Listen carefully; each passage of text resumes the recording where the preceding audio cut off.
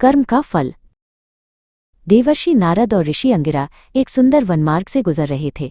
नारद जी अपनी वीणा पर हल्की सी धुन छेड़ते हुए संसार की लीलाओं पर विचार कर रहे थे। ऋषि अंगिरा शांत भाव से उनके साथ चल रहे थे। चलते चलते वे एक बड़े नगर के बाजार में पहुंचे। वहां एक हलवाई की दुकान थी जिसका नाम था माधुर मिठाई भंडार। दुकान के बाहर ग्राहकों की भीड़ लगी थी और तरह तरह की मिठाइयों की खुशबू हवा में घुली थी। तभी ऋषि अंगिरा की नज़र दुकान के पीछे कूड़े के ढेर पर पड़ी। वहां एक दुबला पतला कुत्ता भूखा होकर पत्तियों से बनी प्लेटों को सूंघ रहा था। वो शायद जूठन की तलाश में था। कुत्ते ने हिम्मत करके एक पत्तल से मिठाई का एक छोटा सा टुकड़ा उठाने की कोशिश की। उसी क्षण दुकान का मालिक भद्र एक मोटी लाठी लेकर दरवाजे पर आ गया। उसकी आंखें गुस्से से लाल थीं।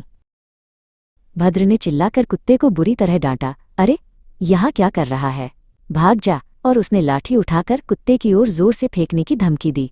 डर के मारे कुत्ता चीखता हुआ वहां से भाग गया। ऋषि अंगिरा उस कुत्ते के लिए दुखी हो गए, पर उन्हें बड़ा आश्चर्य हुआ जब उन्होंने नारद जी की ओर देखा। नारद जी जोर जोर से हंस रहे थे। उनकी हंसी इतनी ऊंची थी कि वीणा के तार भी थरथरा उठे। अंगिरा ने पूछा, देवर्षि, इस दुखद दृश्य पर आपको हंसी क्यों आ रही है? बेचारा कुत्ता भूखा था और उसे मार पड़ी। अंगिरा ने चिंतित होकर नारद जी को शांत होने का इशारा किया। नारद जी ने अपनी हंसी रोकी और शांत स्वर में कहा, अंगिरा, ये कोई साधारण दृश्य नहीं है, ये कर्म का खेल है।